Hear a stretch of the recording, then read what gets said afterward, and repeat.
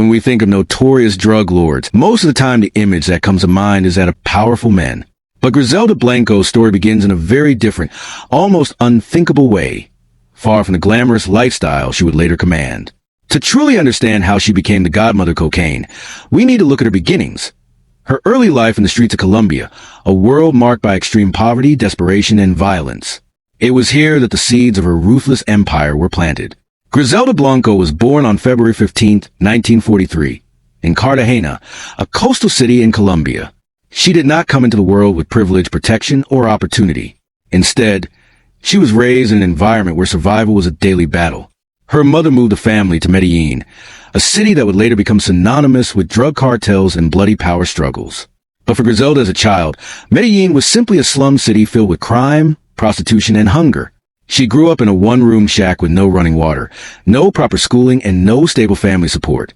Her father abandoned the family, and her mother reportedly turned to sex work to make ends meet. Life in these neighborhoods was unforgiving. Children were not sheltered from the dangers of the world. Instead, they were pushed into it. Theft, pickpocketing, and petty crimes were often the only way to survive. At a very young age, Griselda learned that in order to eat, you had to take. And if someone got in your way, you had to eliminate them.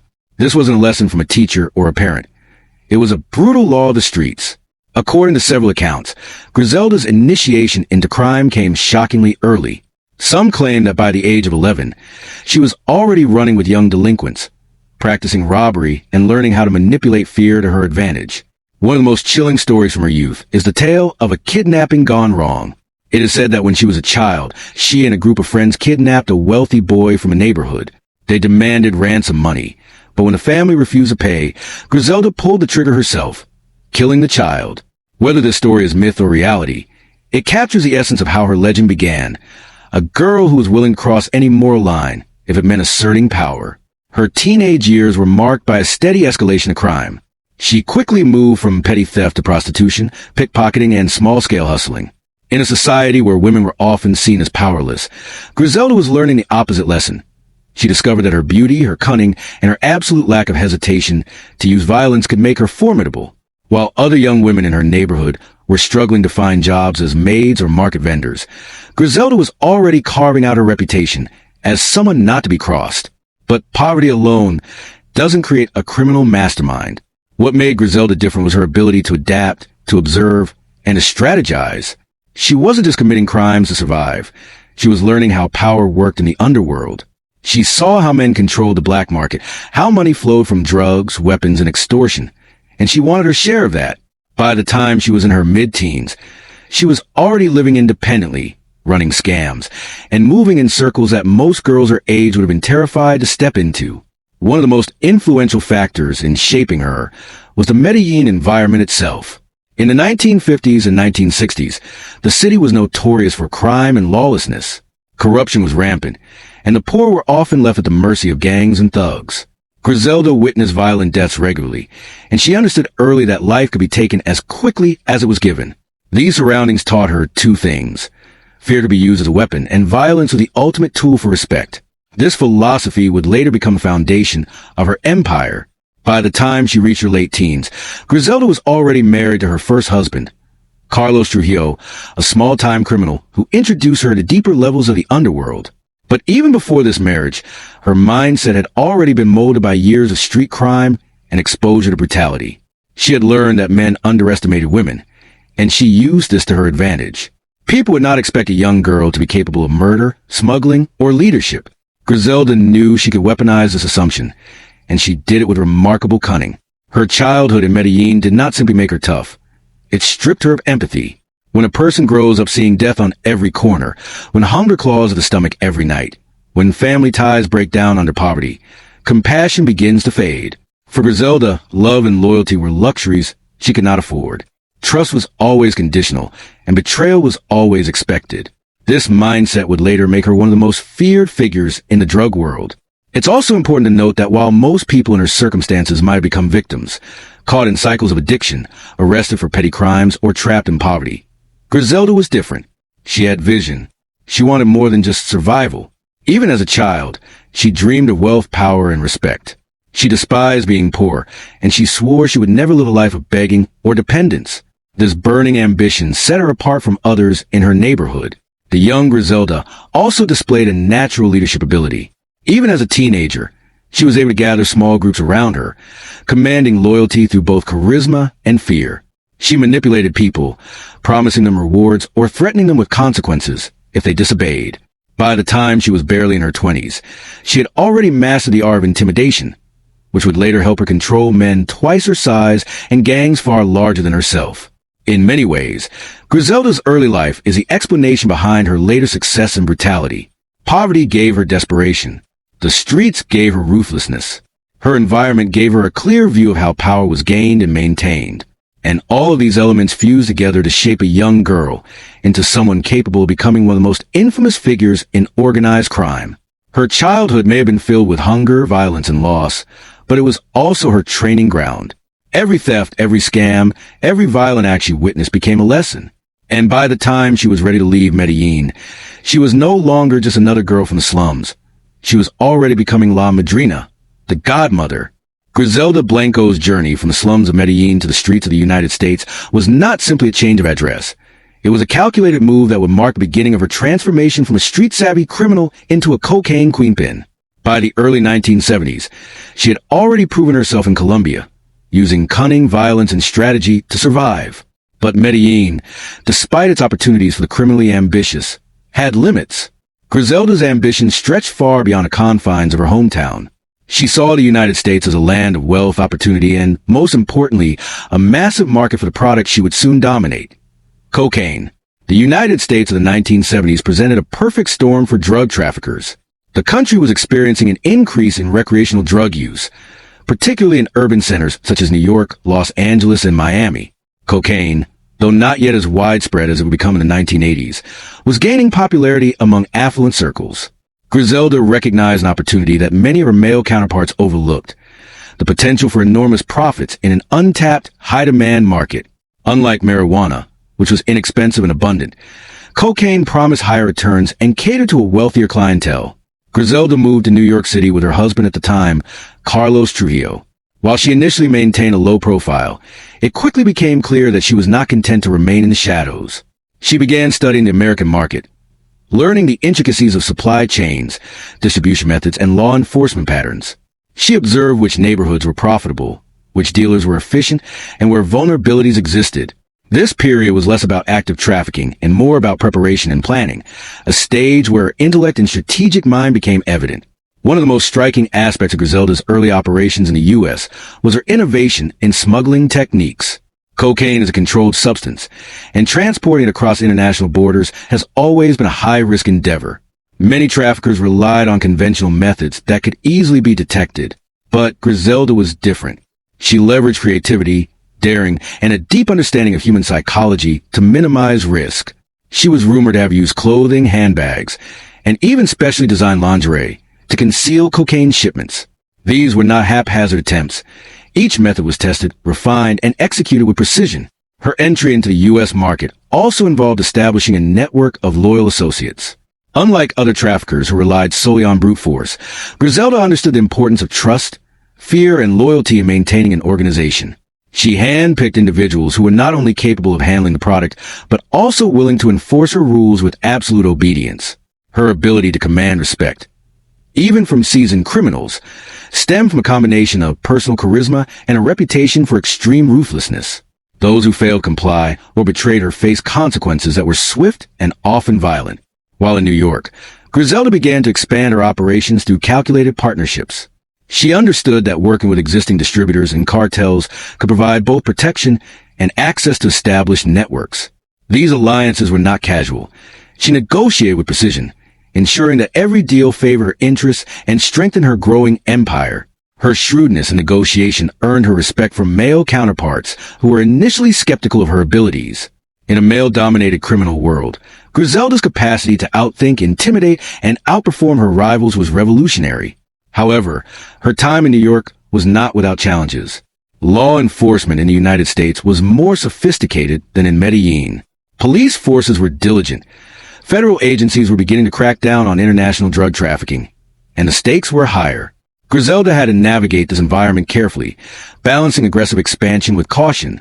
She quickly learned the importance of maintaining anonymity, using intermediaries, and creating layers of separation between herself and illegal activity.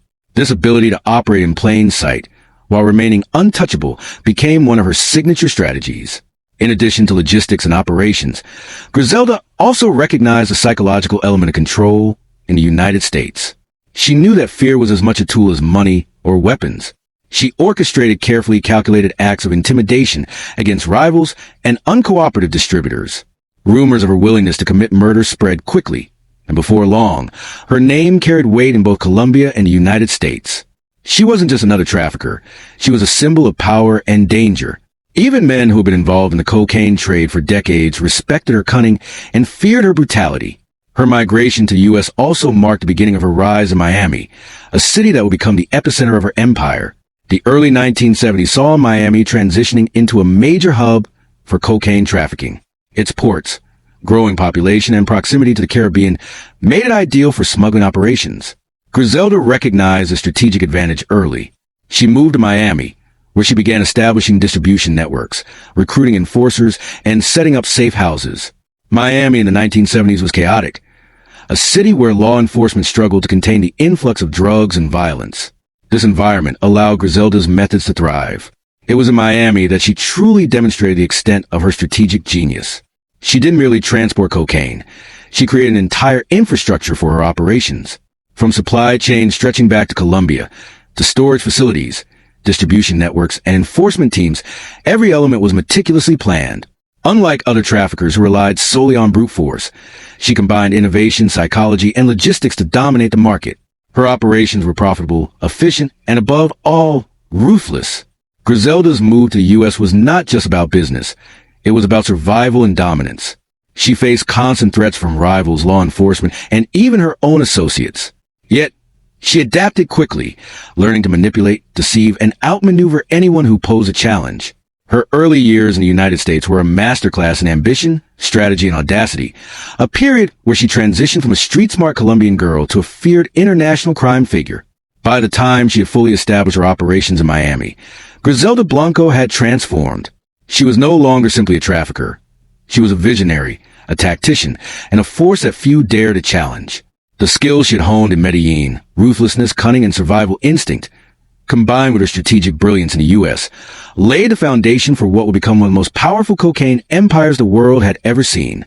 By the mid-1970s, Griselda Blanco had fully arrived in the United States, and Miami was on the verge of becoming a city defined by violence, excess, and the burgeoning cocaine trade. What set Griselda apart from other traffickers wasn't just her willingness to break the law. It was her ability to build a sophisticated, multi-layered empire that could withstand both rivals and law enforcement. This period of her life represents the peak of her power, a time when she transitioned from a clever smuggler to a dominant cartel queen, feared and respected across 2 continents. Griselda understood early that dominating the cocaine trade in Miami required more than simply importing drugs from Colombia. She needed infrastructure, distribution networks, and enforcers who could maintain control. She invested heavily in creating a system where every operation, from smuggling to street-level sales, was tightly managed. Her organizational skills were remarkable, especially for someone who had grown up in the chaos of Medellín slums. While most traffickers relied on brute force or intimidation alone, Griselda combined strategy, psychology, and innovation to create an empire that was both efficient and terrifying. One of the key elements of her rise was her use of violence as both a tool and a statement. Unlike male counterparts, who often relied on armies of enforcers to establish dominance, Griselda personally orchestrated acts of terror to ensure loyalty and obedience. She became notorious for disciplining her rivals, ensuring that the consequences of crossing her were well publicized. From drive-by shootings to meticulously planned assassinations, her methods set a new standard in Miami's criminal underworld. The city itself became a canvas for her influence. Killings, bombings, and displays of brutality marked her ascendancy and sent a clear message. Anyone who challenged her risked death. Her operations were not confined to street-level intimidation. Griselda recognized that financial sophistication was equally important. She created complex routes for smuggling cocaine from Colombia, often using innovative methods to evade detection. Reports indicate she used commercial flights, private planes, and even modified luggage to move massive quantities of cocaine. Her logistical expertise ensured a steady flow of product, which gave her the ability to control prices, undercut competitors, and expand her market share rapidly. Miami, once a minor hub, became a central point for cocaine distribution in the United States, largely due to her efforts. Another factor in Griselda's rise was her ability to manipulate people. She understood human behavior and used it to her advantage. Associates, suppliers, and distributors were carefully selected based on loyalty, competence, and fearlessness. Those who failed to meet her expectations or betrayed her trust faced immediate and often deadly consequences. This ruthless efficiency created an aura around her that combined fear and respect. Men who had underestimated her early on soon realized that Griselda Blanco was no ordinary trafficker. She was a mastermind capable of outthinking even the most experienced criminals. At the same time, Griselda cultivated a lifestyle that symbolized power and success. Her wealth became a tool in itself. Mansions, luxury cars, designer clothes, and lavish parties were not just indulgences, but statements of dominance. These displays reinforced her authority, attracting loyal followers while intimidating competitors. To many in the drug world, Griselda was not just a trafficker. She was a legend, a figure whose influence extended beyond the streets into the very culture of Miami during the cocaine boom. Her empire was further solidified through innovation in security and enforcement. One of the most notorious tactics attributed to her was the use of motorcycle hitmen, a method that would become a hallmark of cartel violence in Miami. These enforcers could strike quickly, vanish into traffic, and maintain the terror needed to control neighborhoods and rival organizations. By combining strategic violence with operational efficiency, Griselda created a system where threats were immediate, credible, and terrifyingly effective. But the rise of her empire was not without its challenges. Rival traffickers, law enforcement, and even internal betrayal constantly threatened her operations. Griselda's genius lay in her ability to anticipate these challenges and respond with precision. She often orchestrated moves that were both offensive and defensive, ensuring her dominance while minimizing vulnerability. Her operations were marked by meticulous planning. Routes for shipments were mapped with multiple contingencies. Associates were constantly monitored for loyalty, and intelligence about rivals was gathered continuously. It was this combination of ruthlessness, intelligence, and foresight that allowed her empire to grow unchecked for years. Her reach extended beyond Miami, touching cities like New York, Los Angeles, and eventually reaching international markets. Griselda's network was not simply about moving cocaine. It was about control. She dictated prices, decided which territories were available to competitors, and maintained a level of influence that few traffickers could rival. Her empire was a sophisticated machine, blending fear, wealth, strategy, and logistics into a formidable force that dominated the cocaine market. During this period, her personal life became intertwined with her criminal empire. Relationships, marriages, and even family ties were influenced by her operations. Loyalty was always measured against usefulness and obedience, and she was known to act decisively when either was lacking. Some of her closest associates became her most dangerous threats, and she eliminated them without hesitation. Her reputation for swift retribution became legendary, earning her the nickname La Madrina, the Godmother. It was a title that reflected both fear and awe, a recognition that she commanded the drug world with authority comparable to any male kingpin of the era. Griselda Blanco's empire was not just about cocaine. It was a story of audacity, strategy, and relentless ambition. She took a commodity that had once been marginal in the United States and turned it into a multi-million-dollar business. She built an infrastructure, trained a loyal network of operatives, and enforced control with a combination of intellect and terror that made her virtually untouchable. Miami streets were transformed under her influence, becoming both a hub of commerce and a theater of violence, a place where her fingerprints were evident in every corner, from the docks to the nightclubs. What makes her rise so remarkable is that she achieved all of this in a world dominated by men. Many traffickers underestimated her because of her gender, believing that she could not command respect or manage large-scale operations. Griselda turned that assumption into a weapon, using it to her advantage while simultaneously demonstrating a level of cunning and ruthlessness that eclipsed her male counterparts. Her empire became not just a business. It became a symbol, a testament to what calculated ambition, strategic intelligence, and unflinching brutality could accomplish. Griselda Blanco's rise to power was not merely a story of ambition and business acumen. It was also defined by an unparalleled level of violence and ruthlessness that became her trademark. While many in the criminal underworld relied on brute force or intimidation alone, Griselda elevated fear into an art form, using it strategically to dominate rivals, maintain loyalty, and expand her cocaine empire. To understand her influence, one must examine not just her actions, but the mindset that allowed a single woman to control the most violent corners of the drug trade in Miami during its chaotic boom. From her earliest days in Medellín, Griselda had been shaped by the harsh realities of life in the slums. Poverty, crime, and constant exposure to death had honed her instincts and hardened her heart. But it was in the United States, particularly Miami, that these instincts transformed into a sophisticated, strategic form of violence. She didn't just act on impulse. Every violent act was calculated, a tool for sending a message, securing power, and controlling the behavior of those around her. One of her most notorious methods was the use of motorcycle hitmen, a tactic that became synonymous with Miami's cocaine wars of the late 1970s and early 1980s. These assassins were fast, efficient, and terrifying. Riding motorcycles through traffic, they could reach a target quickly, carry out an execution, and vanish without a trace. This method became so closely associated with Griselda's operations that it changed the city's criminal landscape. Murder was no longer just a means of eliminating rivals. It became a psychological weapon, instilling fear across the streets and warning anyone who might challenge her authority. But her ruthlessness extended far beyond the typical enforcement of power. Griselda's violence was often personal, intimate, and calculated to maximize terror. She was known to eliminate not only competitors, but also former lovers, family members, and associates who would cross her in any way. Loyalty was paramount, and betrayal, even perceived betrayal, was met with swift, often brutal, punishment. These acts of violence were never random. They were carefully orchestrated to maintain control and ensure that her name inspired fear. Rumors of her willingness to kill spread quickly, creating a reputation that preceded her presence. Men who might have challenged her would think twice, not because of her physical strength, but because of the lethal intelligence behind her decisions. Griselda also understood that fear was most effective when it was public. High-profile killings, bombings, and assassination attempts served as warnings to others in the drug trade. Her enemies often found themselves victims of extreme and theatrical violence. Murder staged in public, bodies left in locations meant to be discovered, or shootings that involved multiple assailants for maximum impact. These actions were not only about eliminating opposition. They were psychological operations, designed to demonstrate her reach, her power, and her complete disregard for human life when her authority was challenged. Despite her fearsome reputation, Griselda's approach to violence was also strategic and methodical. She rarely acted without planning. Targets were studied, operations were coordinated, and contingencies were in place to handle unexpected developments. She treated violence as a tool to be wielded precisely, rather than haphazardly. This strategic approach meant that her empire remained stable even amidst the chaos of Miami's cocaine wars, where rival gangs and drug lords frequently attempted to seize control.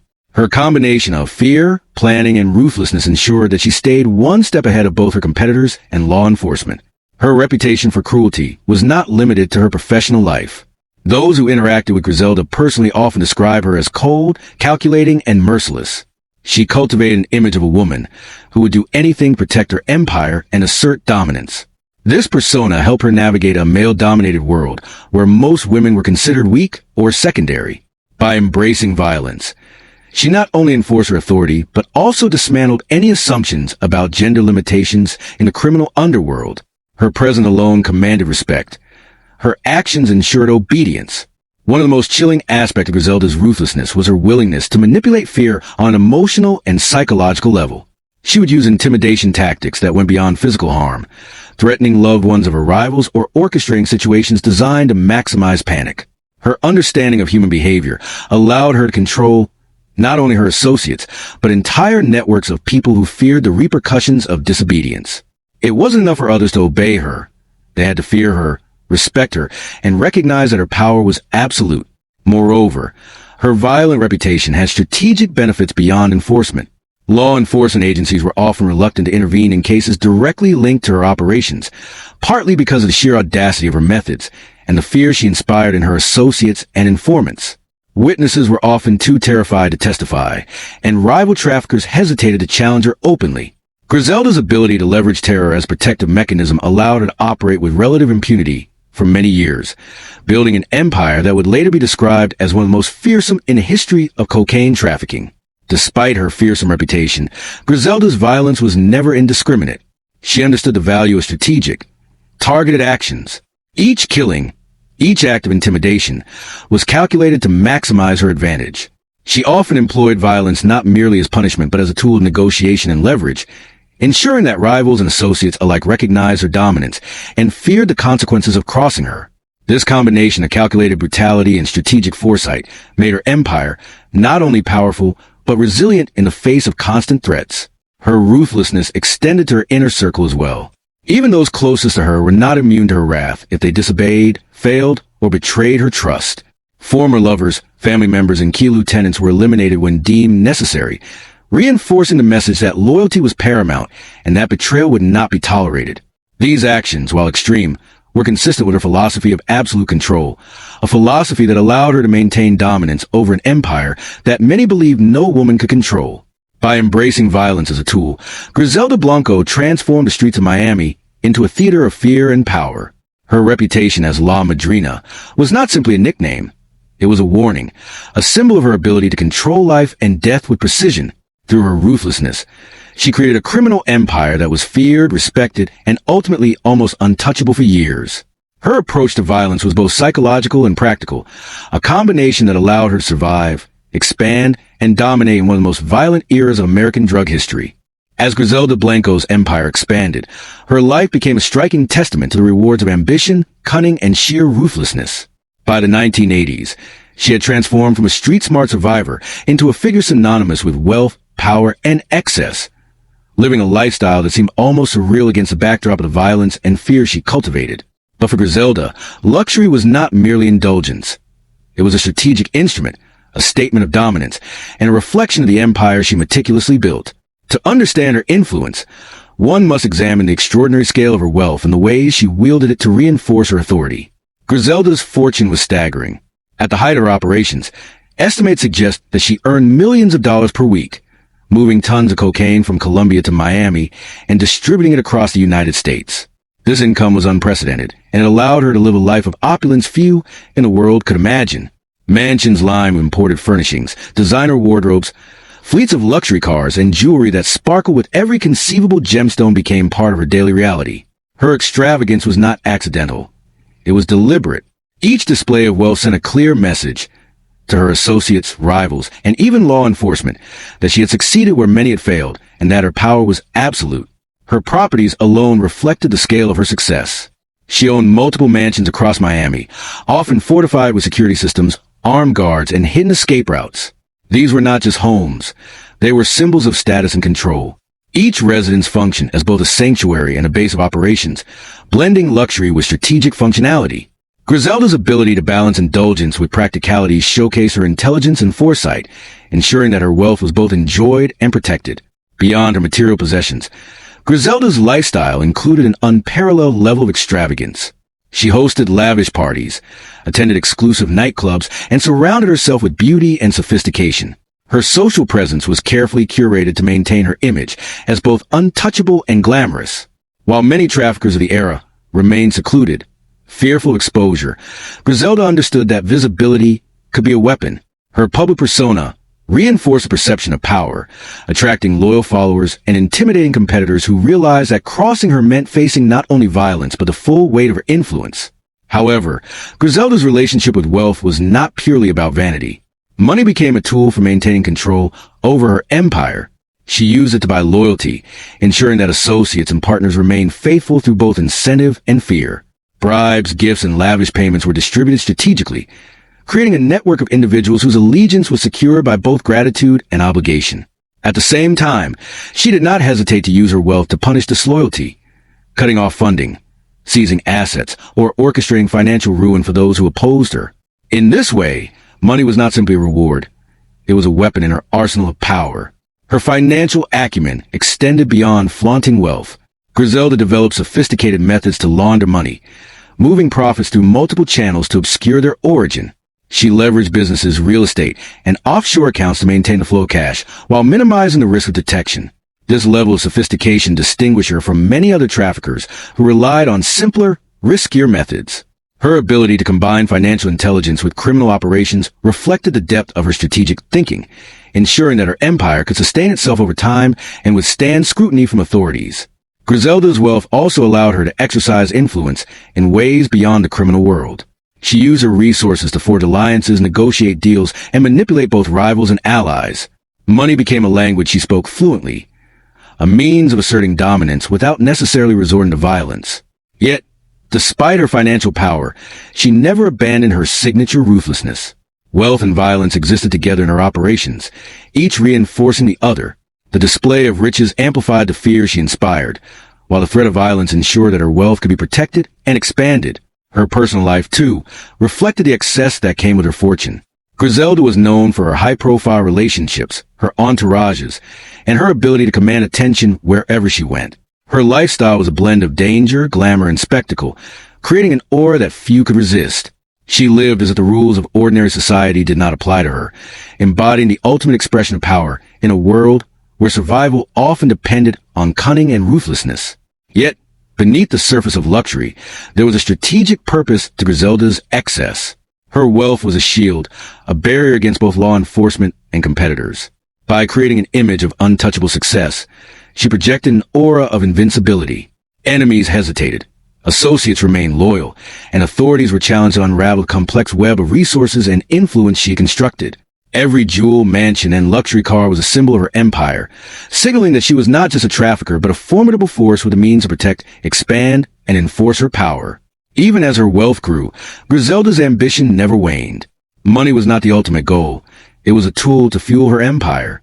She reinvested her profits into expanding her operations, improving logistics, and securing her position at the top of Miami's cocaine trade. This combination of lavish spending and strategic reinvestment demonstrated her dual focus, enjoying the rewards of her success while ensuring that her empire remained dominant and impervious to challenge.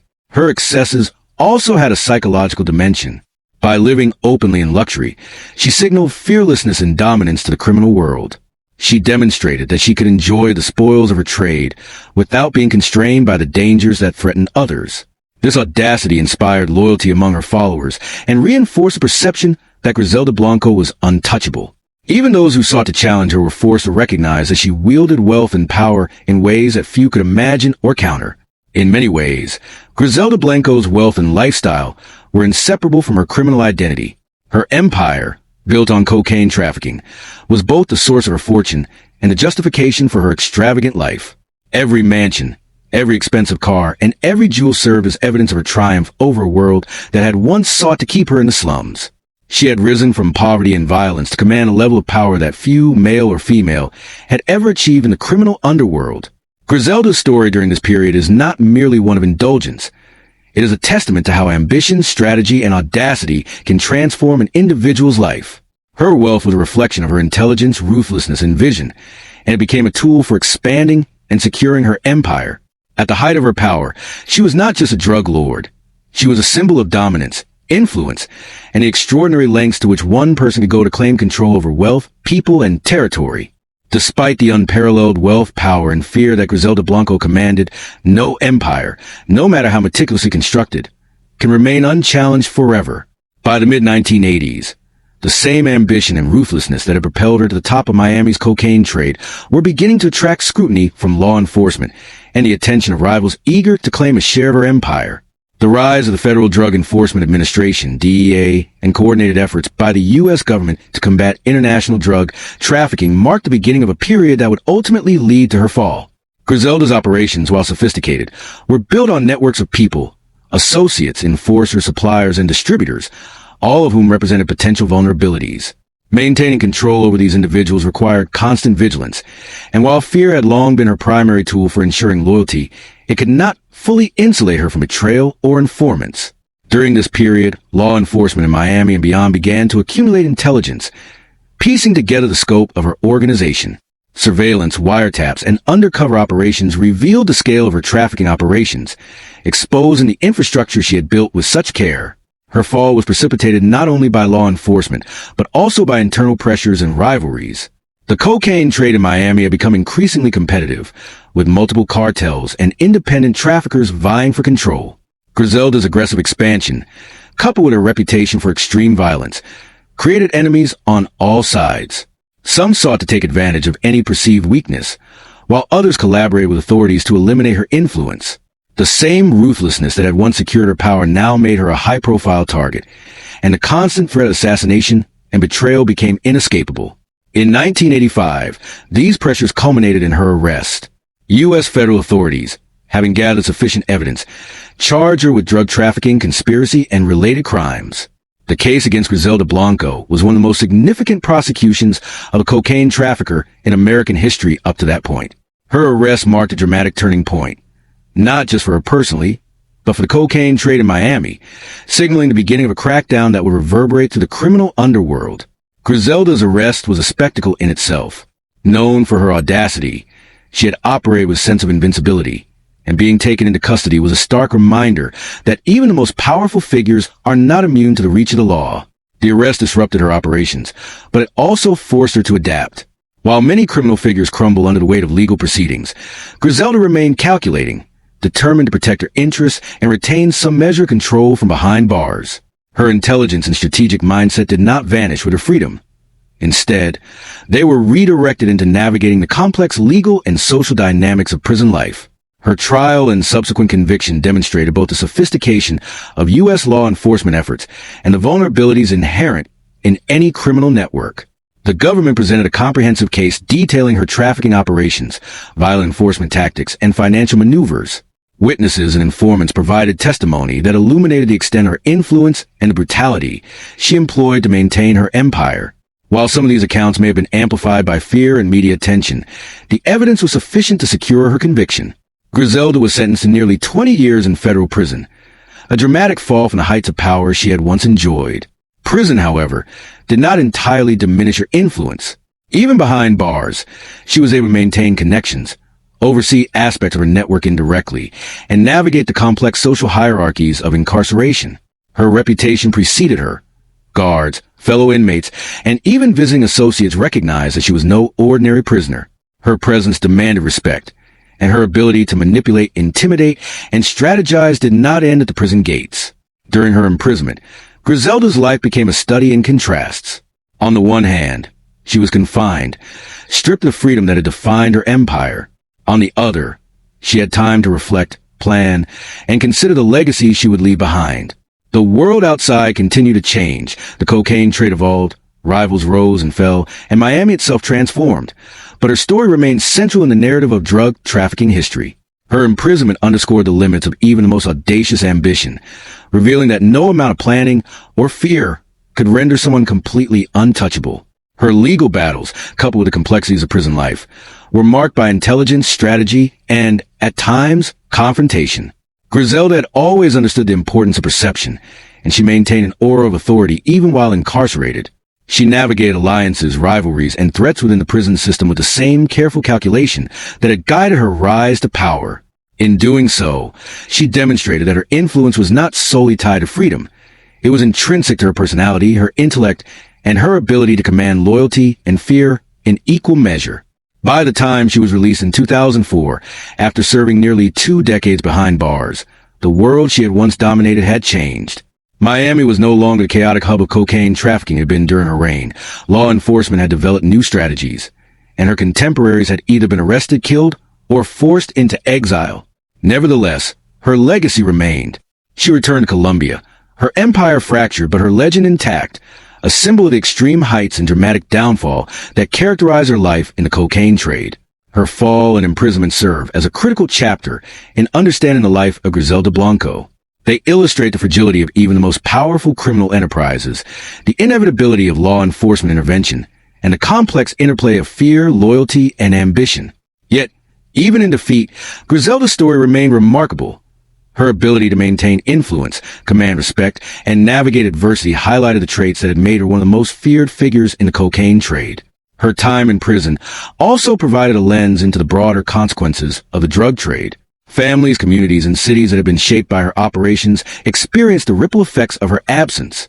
While her arrest removed a major player from the scene, it did not eliminate the structural problems and social dynamics that had allowed her empire to thrive in the first place.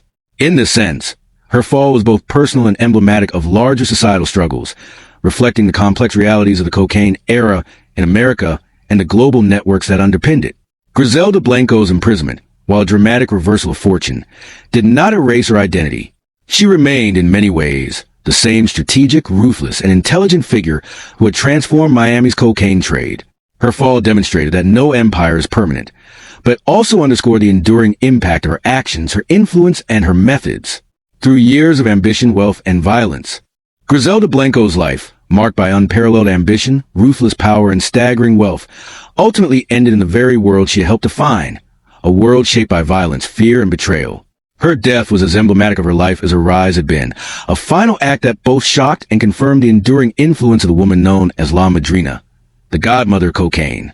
To understand her legacy, one must examine not only the circumstances of her death, but also the cultural, criminal, and psychological impact she left behind. After being deported to Colombia following her release from U.S. prison in 2004, Griselda returned to a country that had changed in many ways since her departure. While Medellín had become infamous for the cocaine trade and the bloody conflicts of the 1980s, the landscape of organized crime had evolved. New cartels and criminal organizations were emerging, some more sophisticated, some more violent, but all operating in a world shaped in part by her methods and reputation. Griselda, despite her age and years of incarceration, remained a figure of influence and notoriety. Her past was not forgotten, and her name still carried weight among traffickers, law enforcement, and the public alike. Griselda's death on September 3rd, 2012, in Medellín was both tragic and symbolic. She was assassinated in a manner reminiscent of the very violence she had popularized decades earlier, a motorcycle drive-by shooting. The attackers, riding motorcycles, a method she had famously used against her enemies in Miami, opened fire as she left a butcher shop. The irony of her death was palpable. The same tactics she'd used to control fear and command respect ultimately became the instrument of her own demise. In death, she became both a legend and a cautionary tale, a stark reminder of the cyclical nature of violence in the world she had dominated. Her passing did not simply mark the end of her life. It was a moment that crystallized an enduring fascination with her story. Griselda Blanco was not merely a criminal. She was a cultural phenomenon. Books, documentaries, and television series have explored her life, examining the extremes of her ambition, her intelligence, and her ruthlessness. She has been portrayed as a figure who defied gender norms in one of the most male-dominated and dangerous industries imaginable. The story of Griselda Blanco challenges conventional narratives about power, criminality, and the intersections of gender, violence, and authority. Part of Griselda's legacy lies in the methods she introduced to organized crime. The motorcycle hitmen, the use of extreme violence as psychological leverage, and the strategic, almost corporate management of a drug empire were innovations that many later traffickers adapted. Her approach combined intellect with terror, proving that effective control in the criminal underworld requires both fear and strategic planning. These tactics became a blueprint for future generations of criminals, ensuring that her influence would persist long after her death. Griselda's legacy is also tied to the cultural mythos she created. In Colombia, Miami, and beyond, she became a symbol of the dangerous allure of wealth and power achieved through crime. Media portrayals often emphasize her intelligence, her audacity, and her ability to dominate a male-dominated environment, but they also underscore the human cost of her life choices. The lives lost, families destroyed, and communities terrorized. Her story is compelling because it embodies both triumph and tragedy, a rise to power fueled by ingenuity, and a fall brought about by the very world she helped shape. Her influence extended beyond criminal operations. She became a case study in the psychology of power, the role of gender in organized crime, and the consequences of unchecked ambition. Criminologists, sociologists, and historians analyze her life not simply to document her crimes, but to understand how a single individual could achieve such extraordinary influence in a violent, chaotic environment. Griselda Blanco serves as a lens through which broader societal, economic, and cultural dynamics of the cocaine era are examined, from the socioeconomic conditions in Medellín to the demand for cocaine in the United States. Moreover, Griselda's life and death illustrate the inherent risks of the cocaine trade and organized crime. Her assassination is emblematic of the danger that haunts those who operate at the top. Even for someone as intelligent and ruthless as Griselda, the combination of enemies, law enforcement scrutiny, and betrayal makes longevity in such a world nearly impossible. Her death serves as a reminder that in the realm of organized crime, power is transient, and control is often as precarious as it is absolute. The cultural fascination with Griselda also reflects society's complex relationship with criminal figures. She embodies both fear and admiration, fear for the violence she unleashed and admiration for the audacity, intelligence, and discipline she demonstrated. Stories of her rise and fall are told and retold, creating a mythic narrative that blurs the line between reality and legend. Through this lens, Griselda Blanco transcends her individual crimes to become a symbol of ambition, cunning, and the dark allure of power. Her legacy continues to influence popular media, music, and fashion, particularly in Latin American and U.S. urban culture. She is often referenced in songs, television series, and documentaries exploring the cocaine trade and its cultural impact. These portrayals highlight the fascination with her duality, a woman capable of unimaginable violence who simultaneously commanded respect, admiration, and fear. Through media and storytelling, her influence extends far beyond her lifetime, cementing her status as an enduring figure in criminal history. In examining her life, it becomes clear that Griselda Blanco's legacy is complex. She was a masterful strategist and a violent enforcer, a symbol of feminine power in a male-dominated world, and a figure whose choices brought both wealth and destruction. Her death did not diminish her impact. If anything, it solidified her place in history as one of the most infamous figures in the cocaine trade. She is remembered not only for the empire she built and the violence she commanded, but also for the indelible mark she left on culture, law enforcement, and criminal methodology. Griselda Blanco's life and death also provoke reflection on broader social and economic issues. Her rise was fueled by poverty, limited opportunity, and systemic inequality in Medellín, highlighting the ways in which structural conditions can shape the pathways of individuals. Her empire's expansion into the United States underscores the global demand for cocaine and the complex international networks that facilitated its trade.